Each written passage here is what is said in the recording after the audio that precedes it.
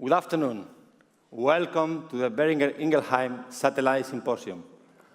My name is Cesar Carnicer. I am the head of global marketing, Swine, at Boehringer Ingelheim. It's an honor for us to have you all in this magnificent historic room after attending interesting lectures all day. Today, during the main sessions, we have heard about reproduction, public health, and viruses. And some of you may have had the opportunity to attend our BI Meet the Experts at the BI booth. Over the next 90 minutes, you will be hearing from some respected experts, all of them professional people with a passion for pigs. And much of what you will hear may surprise you. Here is the first surprise. In the future, vaccinations may not be the answer. Well, not the only answer. The world is changing, and we will be challenged. The question is, are we ready? Addressing this challenge today, we have Dr. Denis Di Pietri, who will be talking about how precision is the only future. He will be looking at how we may view what we see every day in a different light. Professor John Harding asked, will genomics spell the end of vaccines? He will be looking into the future and how it may be very different. Sisi Guo will show us how the solution is bigger than the bottle, illustrating with some field examples what this means. Finally, Dr. Oliver Duran asked, are we measuring the right things? He will be challenging you to take decisions in a different way. But where are we today? Let me share with you something. Most recent data shows us something very interesting between the relationship of health and wealth, and how changing demographics are we changing the food we eat around the globe. Here, you can see a gapminder chart with the income per person in the x-axis versus the life expectancy in the y-axis. Here, you see bubbles representing the different countries in the world. The different colors of the bubbles represent the different regions in the world. And the size of the bubble represents the size of the country in terms of population. Then, in the background, you see the year in history.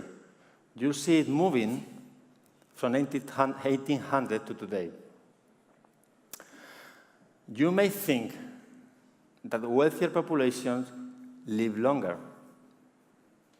That was my belief. But have a look at this once the clock starts moving. You can see here China, 30 years life expectancy. In the first 100 years, watch the numbers moving, very little changes happen. You can see some increases maybe in life expectancy, not much. Some fall downs. Not significant changes. By 1900, you'll see how life expectancy starts increasing. Pay attention there. Here you can identify the US, probably.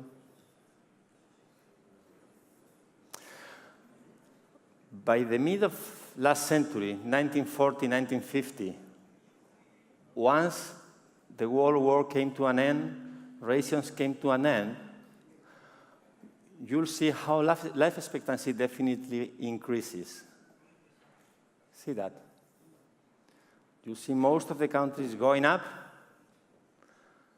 and then once they have gone up, they go right. Meaning, life expectancy is increasing, and then income per person, or gross domestic product, is increasing. And this trend continues up until today. What we can conclude now is that wealth follows health. Wealth follows health. And the question is, how did we get healthier? I'd like to share with you some examples from human health.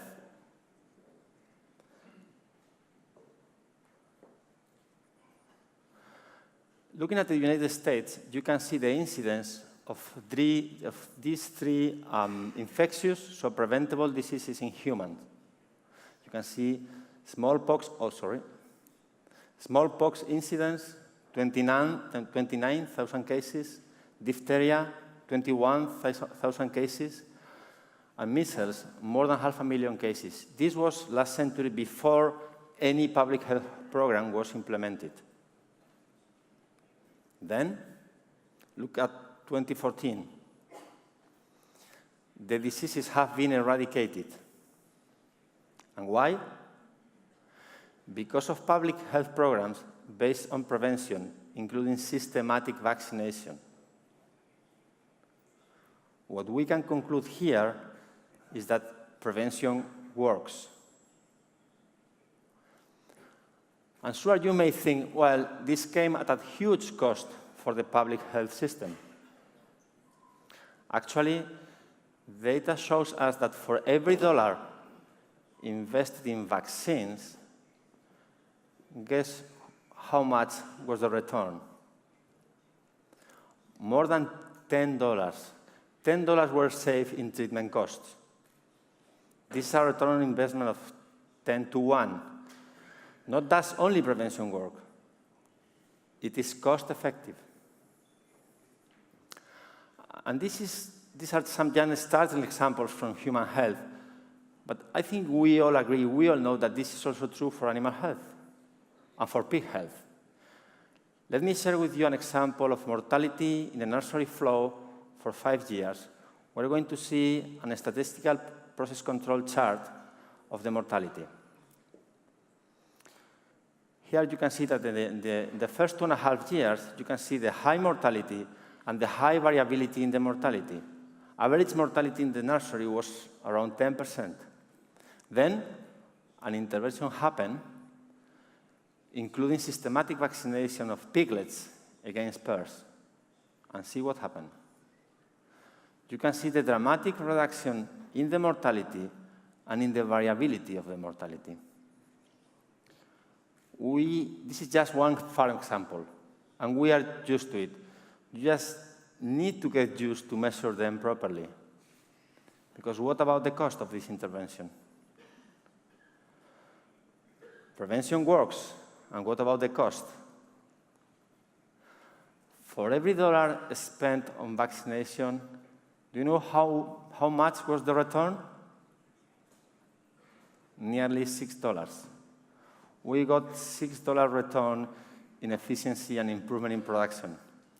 So again, not that only prevention works. It is cost-effective. It is cost-effective.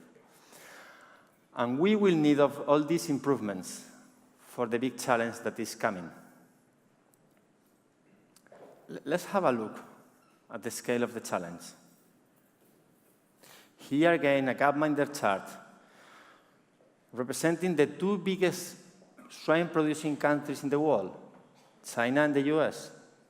You can see China here in the pink bell and the US in the green bell. These two countries are also big countries in population, and apparently they represent two different realities. Starting in 1900, you can see big population in China represented by the size of the bell. You can see most of the Chinese population living below the threshold of poverty. I forgot to mention, here in the x-axis, we have the daily income per person in US dollars, having $2 per person per day as the threshold of extreme poverty. So here you see most of the Chinese population living below the threshold of poverty in 1900. You can see a quite widespread distribution of wealth in the US. And more than 70% of the population of the two countries living in extreme poverty. Over the years, we can see several things. You see how the size of the bell increases, meaning the population increases. You can see that the distribution of wealth narrows down in both countries. You can also see that the two countries clearly separate in the distribution of wealth. And finally, by the beginning of this century, you can see that two countries get closer with a clear overlap, big populations. So this is a familiar story. Populations are increasing, not least at all in China. China is developing an enormous middle class, and the same is true for the rest of the world. So what we have seen so far is that populations are increasing. We got healthier because of prevention programs, and healthier populations become wealthier. Healthier populations become wealthier. And what do wealthier populations develop an appetite for? Can you help me here? That's right, meat, pork meat. This is the appetite. This is also our opportunity, but this is also our challenge. It's the challenge of all of us here in this room today. The challenge is feeding the world. Actually, if we have a look at the historical data of pork production in the world, you probably will agree with me that the second half of the 80s was the big boom in pig production. Pig production doubled its output in 30 years until 2014, producing from 56 million tons to 108 million tons. It was a great achievement. However, the challenge we have now in front of us is of about the same size. We have to produce nearly 50 million tons more of meat by 2050. And our water, our land, our grains, and other resources are limited. This is the challenge. There can be no doubt. The world is changing. The question is, are we ready?